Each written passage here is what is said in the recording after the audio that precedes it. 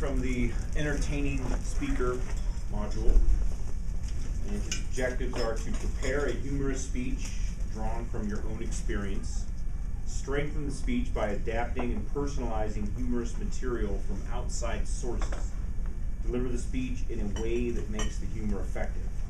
And the time on this is 5 to 7 minutes.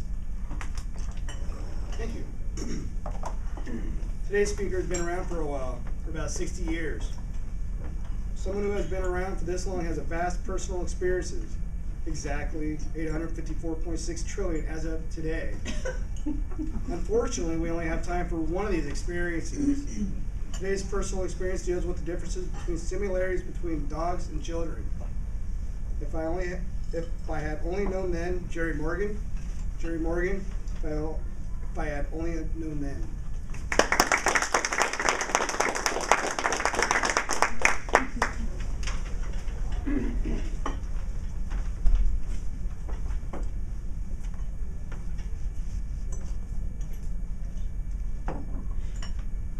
Fellow Toastmasters, I need to ask you a question, and I want you to pay attention because you're going to have to answer it at the end of the speech.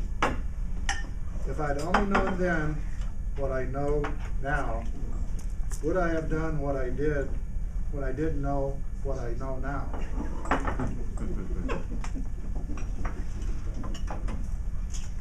I don't know, I'm confused, are you?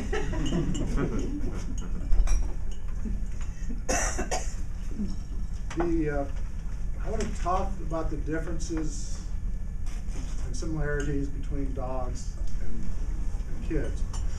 And I must tell you, I just made a mistake. There's only one difference between dogs and kids. It's their appearance. Outside of that, dogs and kids are exactly the same. My wife and I were married in '73. We immediately decided, just the two of us, nothing else. We want to be free spirits. Well, that didn't last too long. We had a friend. They had 2 dogs they wanted to get rid of. So we, within a year, had 2 dogs. One was a Great Dane, one was an Alaskan Malamute. And I think that those dogs were a gift from the man upstairs to say, I want to teach you guys some lessons. So you make the right decisions as you move on in your life. The first thing that was put in front of us was the Great Dane. All you had to say was, you want to go for a ride? And that Great Dane would absolutely go crazy around in circles. And if the door was open to the truck, she'd jump in and she'd plop down right in the middle. So here I am, here's the Great Dane, and here's my wife. So we'd go for a ride, and we'd always end up at Dairy Queen.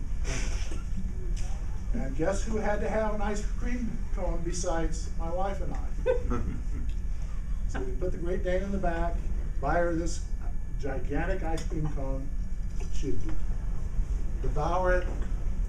She'd have it all over, and all over herself, all over us, because we had to hold the cone. And as later years we had kids, we took our kids and dogs to Dairy Queen for ice cream cone. And the similarity is we did the exact same thing with the kids. We wiped their face off, we wiped their arms off, cleaned their clothes. So that's the first similarity. You've got to clean them up all the time. The second similarity is that the Malamute, very strong-willed dogs. You can't tell them anything. They know it better. So this Malamute used to, she couldn't stand to be inside, so she had to sleep outside, her choice, all the time. Well, one of the things that she did is she always dug a gigantic hole so that she could sleep in. One night, I hear this, "Ooh!" Wakes me out of a cold sleep. It was pouring rain out. And here's this Mountie and this hole with water. It had woken her up. And she wants to come in the house, we have to clean her up and all that. But this was a lesson, the decisions you make. Here this dog had dug herself a hole. Well, our younger kids now are in high school. One of them just dug themselves a hole. He wouldn't listen to us, he wouldn't do his homework. I got it, Dad. I got it, Mom. He dug himself this hole, and he had 3 F's going. I don't need your help, Mom or Dad. I'll dig myself out. Well, come time for finals, which were last week, guess who had to study with him and help him get out of that hole? If I'd only remembered that lesson with the Mountie.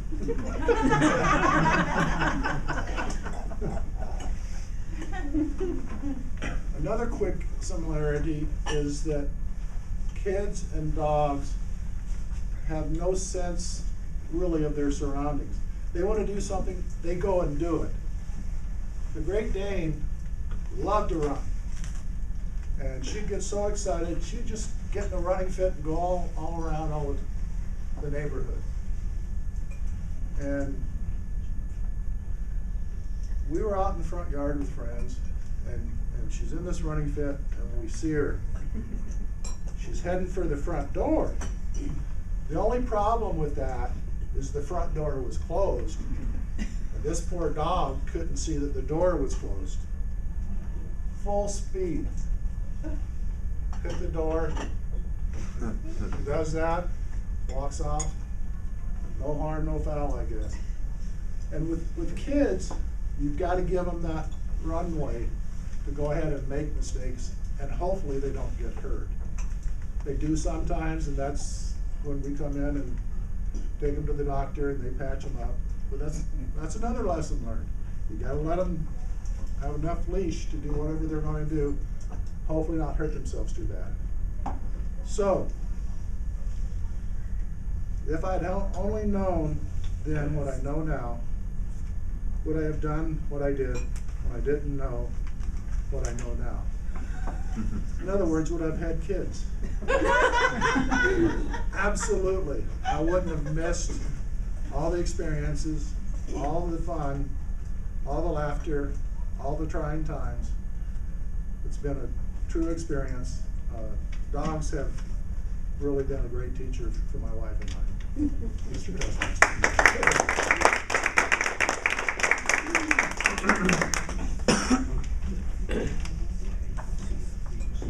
Toastmasters is becoming some more than just Toastmasters. To me, it's getting advice on being a parent. It's great.